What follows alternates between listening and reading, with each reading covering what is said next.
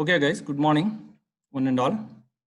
In continuation from the previous videos where we, gone through the, brief introduction to vibration, importance of vibration analysis, to formulation of equation of motion in case using Lagrangian, and also we try to understand the importance of modal analysis, the mass matrix that is going to have a huge influence on the dynamic analysis problem. As in case of structural problems, you have stiffness matrix like bar, beam, truss problems.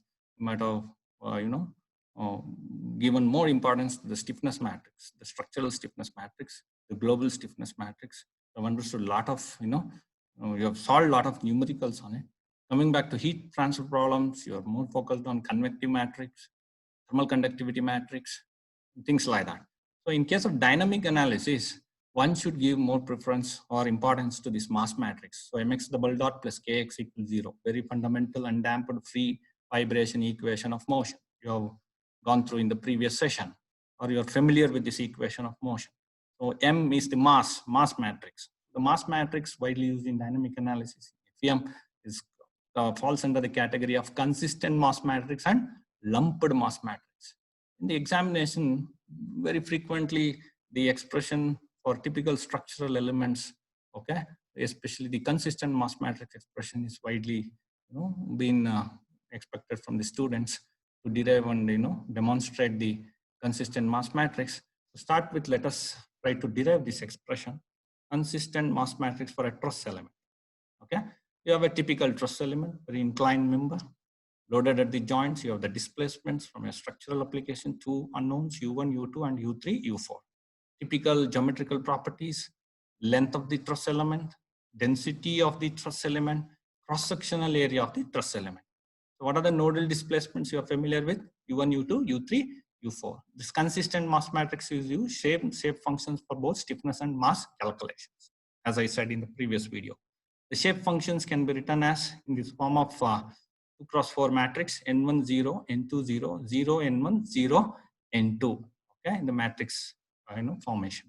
Now, what is n1 from your structural particularly in the case of natural coordinate system, the shape function for first node it will be 1 minus zeta by 2. For second node it will be 1 plus zeta by 2. Very familiar for bar problems. You are familiar with this. Okay. So element stiffness matrix, the general expression will be B transpose dB dV. These zeta, okay, 1 minus zeta by 2, 1 plus zeta by 2. In case of natural coordinates, zeta will always take the value from -1 to +1. Okay, please write the +1 here.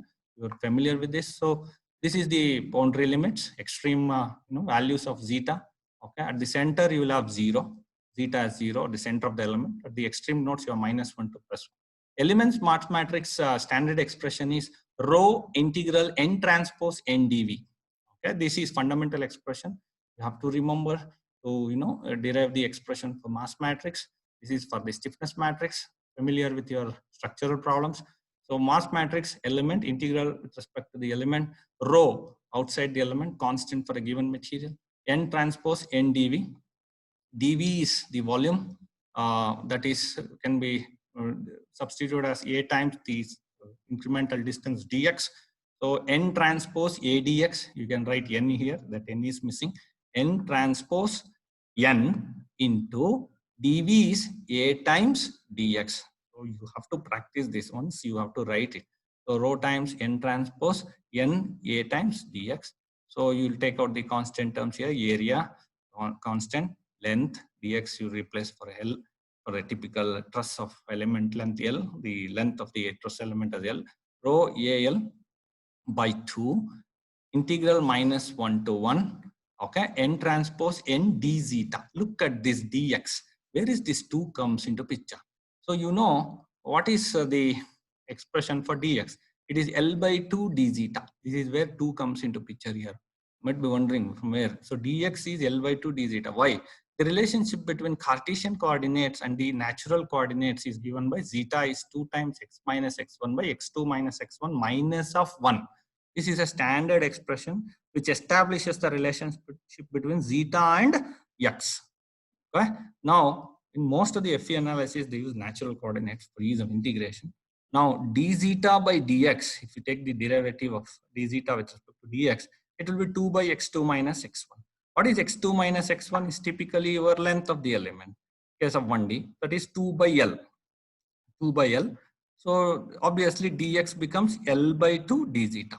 This term I have brought here. Look at this. Dx is L by 2 d zeta. So n transpose n remains here. D zeta will be here. It's a very simple expression to derive. Now afterward, you try to substitute the value of the shape function matrix. You have this shape function matrix n transpose. You take the transpose of it, interchange the rows and column. N is simply what you have written here. Okay. Now you will have a 2 cross 4 matrix, 2 rows, 4 columns. You have 4 cross 2 matrix here. Multiply this 4 cross 2 matrix with 2 cross 4 matrix. You'll get a resultant 4 cross 4 matrix. Is a fundamental matrix multiplication which you have learned from your school days. So rho A by 2 for a mass element is taken out of the integral symbol. The limits of integration now changes from -1 to +1 because you are using zeta as your coordinate system. So -1 to +1, 4 cross 4 resultant matrix you will get. So what is n1 as we defined in the previous step? 1 minus zeta by 2 and 1 plus zeta by 2. Substitute for n1 square. You take the integration inside the bracket. So 1 by 4, 1 minus zeta whole square. N1 square, N1 is 1 minus zeta by 2. Therefore, N1 square will be 1 minus zeta whole square by 4. That 1 by 4 is out of the integral symbol. 1 minus zeta whole square d zeta. 0 will remain same. N1, N2. N1, N2 is 1 minus zeta by 2 into 1 plus zeta by 2. A plus B into A minus B. It will be A square minus B square. Okay, you can see this 1 square minus zeta square 1 by 4 obviously comes into. Look at this very carefully. This is 1 minus zeta whole square. This is 1 minus zeta square. It's very, very important. You don't take the bracket inside it. If you take this bracket inside, it becomes 1 minus zeta whole square. Here it is 1 minus zeta square. Now comes back to the 0 element. Similarly for n1 square here, n1, n2, the rest of the things are very easy. Why it is 1 minus zeta square here? n1, n2 is 1 minus zeta square. n1 square is 1 minus zeta whole square. Okay. So simply you try to substitute all the values as per the shape function matrix in this step. Okay. Now integrate with respect to limits -1 to +1 and try to substitute the final values of this particular integration. Now look at this. First, let me take this expression 1 by 4 integral -1 to 1 minus zeta whole square d zeta. So since it is in the form of a minus b whole square, I'll expand it. A square plus b square minus 2ab. 1 plus zeta square minus 2 zeta into 1 into d zeta. Now at integrate. Integral of 1 d zeta is zeta. Zeta square is zeta cube by 3. Zeta is 2 times zeta square by 2. Within the limits -1 to +1. Substitute the upper limit minus lower limit. You will be cancelling few terms here. Simplify. This is your what you call your college stuff, high school stuff, integration, basic, limits, integration with limits, definite integrals. Simplify, substitute upper limit minus lower limit. You'll get 2 here, 1 by 3 plus 1 by 3, it gets cancelled, 2 plus 2 by 3. Final expression for 1 minus zeta whole square is 2 by 3. Okay. Similarly, I will take another very unique expression, 1 by 4, 1 minus zeta square d zeta. So this is done means you can fill all this. Obviously, you can fill some of these terms which are common. So now 1 minus zeta square, let me do the integration. 1 by 4, 1 minus zeta square. So what is the zeta integral 1 zeta? One dimensional integration, guys. -1 to +1 zeta, zeta cube by 3. Then put the upper limit, you will get 1 by 3. Now look at this. Wherever I have this 1 minus zeta square into 1 by 4, I'll be simplifying this as 1 by 3. Here I'll put 1 by 3. Here I'll put 2 by 3. Go on filling this.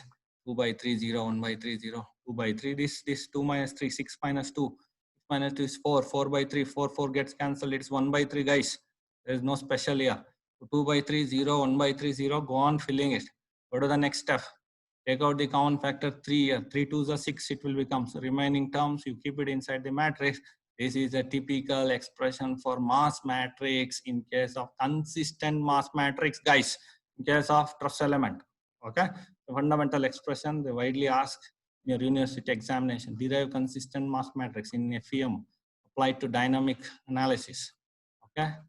Now coming back to the mass matrix of a bar element, very simple. You have a straight horizontal vertical bar element whose properties includes rho, AL, density, plays an important role in dynamic problems, area of cross section, length of the element, Young's modulus of the given material, U1, U2 are the nodal unknowns, standard expression for mass matrix, rho n transpose NdV. Please make a note of this. Simply to your B transpose dV for stiffness matrix. M is equal to integral rho n transpose NdV. What is dV? Elemental volume A times dx. Okay, area into dx gives you the volume. So dx is L by 2 d zeta. So where you got this expression? Dx is L by 2 d zeta from the relationship between zeta and x. This is a very fundamental expression. You have to remember, take the derivative with respect to x and simplify. You will get L by 2 d zeta. Now substitute this L by 2 d zeta. Now you have two shape function n transpose. There it was 2 cross 4 cross 2 cross 4. You have only two unknowns. So n1 n2 is n transpose is n1 n2. Interchange the row and column. Substitute n transpose n. Simply you multiply this into this. Okay, this matrix into this matrix, you get a 2 cross 2 matrix, guys. N1 square, N1 N2, N1 N2, N2 square. Fundamental multiplication. That's it. Now this expression remains the same. Now I'll put rho AL by 2 outside the integration symbol. Since I bring in zeta, my limits changes from -1 to +1. Okay, N1 square, N1 N2, N1 N2, N2 square. This zeta. 2 cross 2 matrix for a bar element, always 2 cross 2, even in structural stiffness matrix. Remember, N1 is 1 minus zeta by 2, N2 is 1 plus zeta by 2, N1 square will be 1 minus zeta whole square by 4. Okay, here N1, N2 is 1 minus zeta square by 4. So fill up this matrix, do the integration. So what is 1 minus zeta whole square by 4 from the consistent mass matrix you derived? What is the end value of 1 by 4, 1 minus zeta whole square by 4? It is 2 by 3, guys. Okay, for 1 minus zeta square by 4, it is 1 by 3. So let me make use of this. Of course, you have to do that in a separate expression if you are deriving for a bar element. You get this typical simple integration, one-dimensional integration. So you get 2 by 3 here, 1 by 3 here, 1 by 3 here, and 2 by 3 here. You can check this. This also comes out to be around 2 by 3. Now take out 3 outside the matrix, a common value. It will be rho L by 6, 2, 1, 1, 2 remaining matrix. This is a fundamental expression for mass matrix if you are using bar elements in your components for discretization. This is the end expression for mass matrix. Of course, guys, if you as a tool like ANSYS, Abaqus, Adina, Nastron, if you learn that as tool to perform various dynamic analysis, this is what happens at the backend. Okay. These mass matrices, when you input these rho, AL, and you perform dynamic analysis, modal analysis also. There's a very fundamental analysis. You see the modal analysis, free vibration analysis, which I gave a brief introduction in the previous video. Apart from various other analyses, in case of vibration itself, widely employed transient vibration, steady state vibration, okay, things like that. So mass matrix do play an important role. This is typical mass matrix for bar. This is typical mass matrix for a truss. What is the type of matrix? Consistent mass matrix. I've given you the differences of importance and how they evaluate this consistency and lumped matrix in the previous video. Now let me solve one very important problem. It's quite lengthy problem in case of dynamics, but you need to appreciate and understand important eigenvalue and eigenvectors evaluation. Of course, I will also demonstrate this with a very typical animation in the particular video. Now look at this eigenvalue expression. You are familiar in the previous expression, k minus lambda m. Okay, is equal to 0. Determine eigenvalues. Eigenvalues indicates the square of the natural frequency, lambda equals omega square. For a continuous system, n mass points, you will have n eigenvalues and n eigenvectors. Typical continuous system, beams and things like that. Okay, if you consider it, so you'll have as many eigenvalues and eigenvectors. For 2 degrees of freedom system, you have 2 eigenvalues and 2 natural frequency, 2 mode shapes. Okay, determine the eigenvalues and eigenvectors for the stepped bar element when it is subjected to axial vibration. Vibration is axial in nature. with free end conditions as shown in the figure, free end conditions, free vibration, disturb and remove the disturbing force. It is going to oscillate. In what shapes it is going to take when the disturbing force is even and taken out is your mode shapes. And what are the frequencies you are going to achieve is your natural frequency or eigenvalues. The mode shapes are called eigenvectors. This is a typical, what you call the structural geometry. You have a stepped bar subjected to free vibration, fixed at one end, 200 mm length, first portion, 100 mm length, second portion. You have the different geometric properties. Please make a note.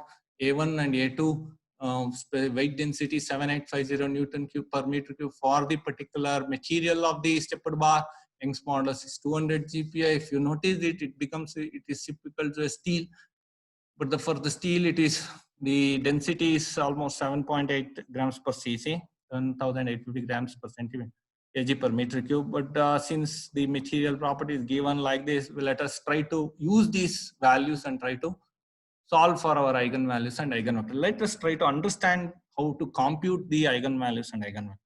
So finding the density W by G, simple expression to convert the density to weight density, we'll get 800.2 into kg per meter cube. Always remember natural frequency is root of K by M. Stiffness should be in Newton per meter. Mass should be substituted in kgs only.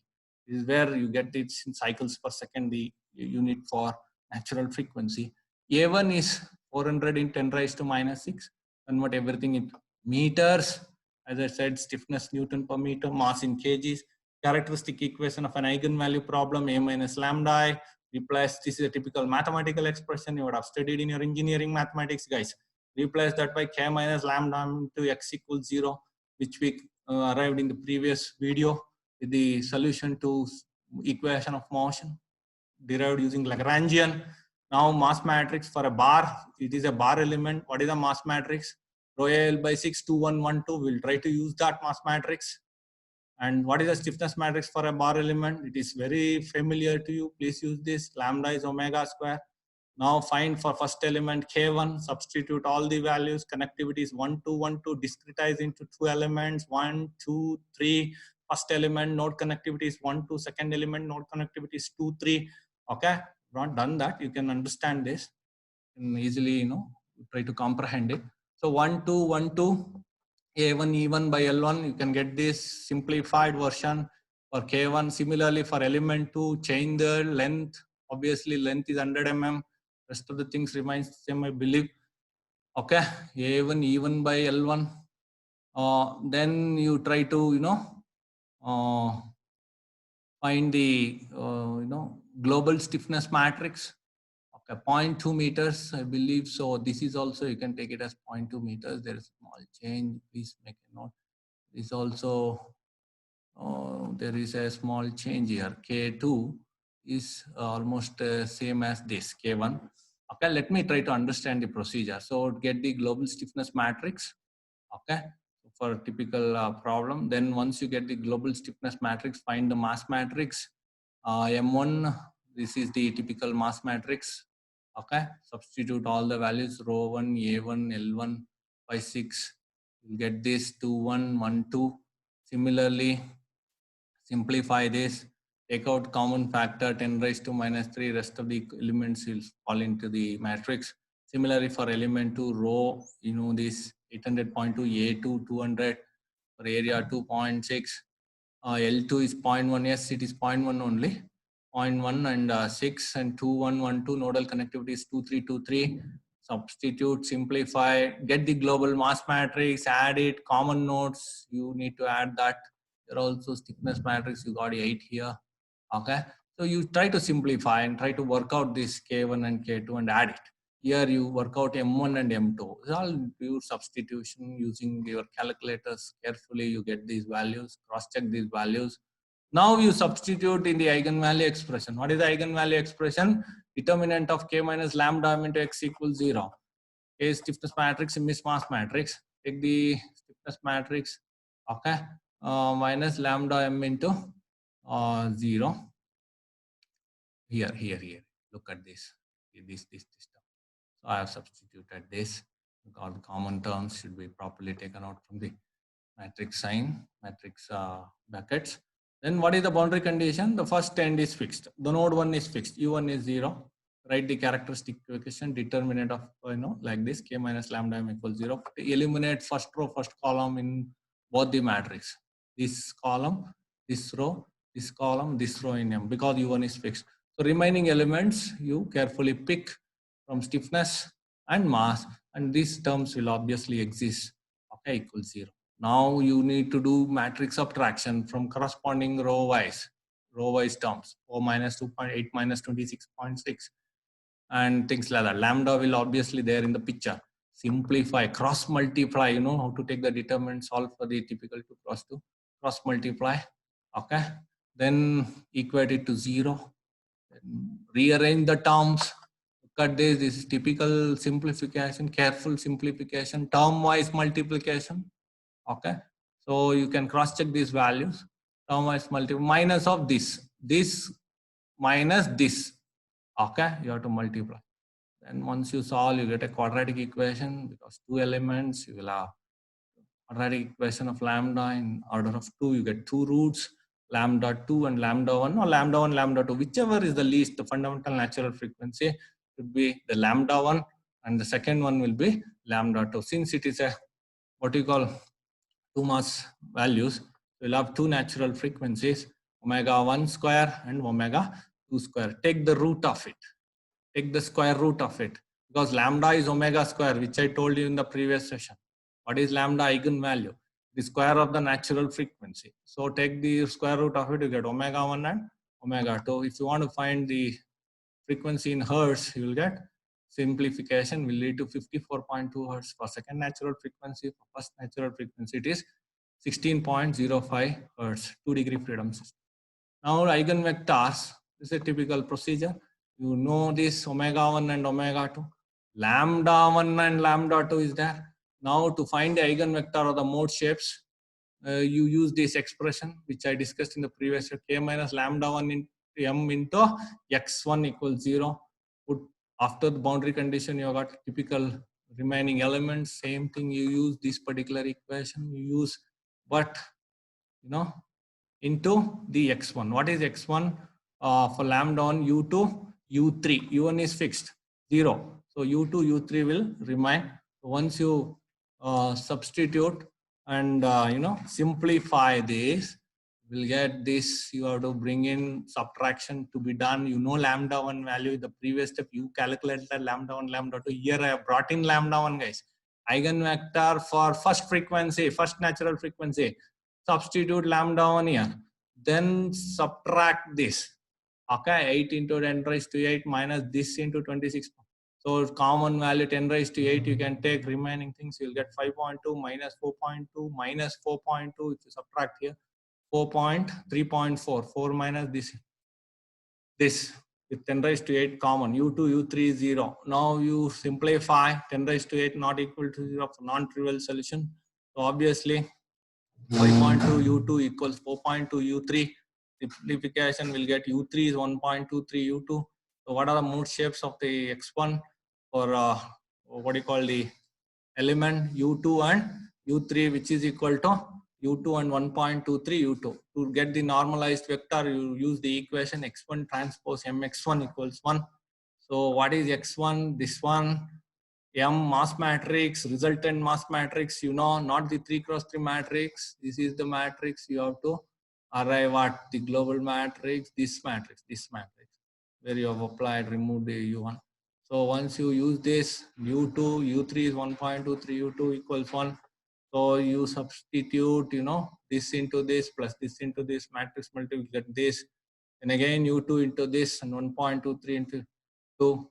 Similarly, U2 into this plus U2 into this, 1.23 into U2 into this term and 1 point will get you this expression, 10 raised to minus 3 remains outside.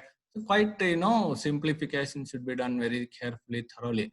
Where this particular lengthy, you know, problems will be worked out by hand calculation using FE technique. Okay, typical vibration, you know, analytical technique also, the way you find the eigenvalues and eigenvectors. 2-degree freedom system, 3-degree freedom system. So I'll go to continuous system. So FEM is a versatile tool to do such, you know, analysis quickly. This beyond how it is evaluating eigenvalues and eigenvector, you can able to appreciate. Once you get this U2, you will get, obviously U3 is 1.23, U2 you get 6.05. These are the displacements at the corresponding nodes due to frequency number 1, lambda 1, least frequent, the fundamental which you have chosen, lambda 1. These are the mode shapes you looked at. I'll show you the figure how it vibrates, okay, with this particular nodal displacements due to lambda 1. This is your typical mode shape. To find eigenvector for lambda 2, use the index for k minus lambda 2 into m into x2 equals 0. Replace lambda by lambda 2, same expression use. Look at this, I'll bring in lambda 2 here. Here I use lambda 1. Here I'll bring in, look at this. Here it is lambda 2. Where is lambda 2, sir? You might be wondering. Lambda 2 is here. Where is lambda 1? This is. This I used here. Lambda 1 I brought in. And I solved for U2, U3. Now I bring in lambda 2 and I'll solve for U2, U3. Okay. Now, once you find this, simplify matrix subtraction. Simplify this. Okay. Multiply, you get U2 minus 3.26 U2. You do the normalization procedure. Then x2 m x2 x2 transpose m x2 equals 1. This is the modal vector. Now simplify this. M is the mass matrix, resultant mass matrix 2 cross 2 bar element. Now you get this expression, row wise multiplication. Two matrices are there, row matrix and column matrix. Multiply it, then equals 1. You get U2 as 3.91. Once you get U2 as 3.91, you can substitute U3. Okay, minus 3.26 into U2, you get minus 12.77. So these are the nodal displacement for natural frequency eigenvalue of lambda 2.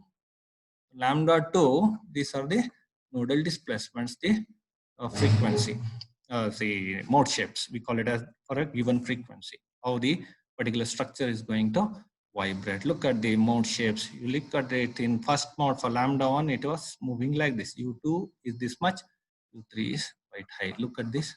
There is both are positive, 4.92 and 6.05. Look at this, 4.92 and 6.05. U3 is 6.05, U2 is 4.92. This is U2, this is U3 for lambda 1. Okay. Similarly, for lambda 2, frequency number 2, U2 is 3.91. It takes a shape like this. Okay, U2 is 3.91. This is a node where you don't have frequency, zero frequency here. This is where it shifts from the mean line. Okay, and U3 will have minus 12.97. Look at the mode shapes. It is traversing from this type. Okay, so which are the mode shapes which are dangerous? You need to try to understand this particular, the shapes that is being obtained using the typical frequencies. How it is going to impart the mode shapes. Okay, by which you can really, try to control your, the design, especially the stiffness and mass. Try to avoid some unwanted modes. Okay, dangerous modes that is going to occur in real-time vibrating system. Okay, please try to, solve this problem with your hand calculation. Try to appreciate it. Right? Thank you, guys. Thanks a lot.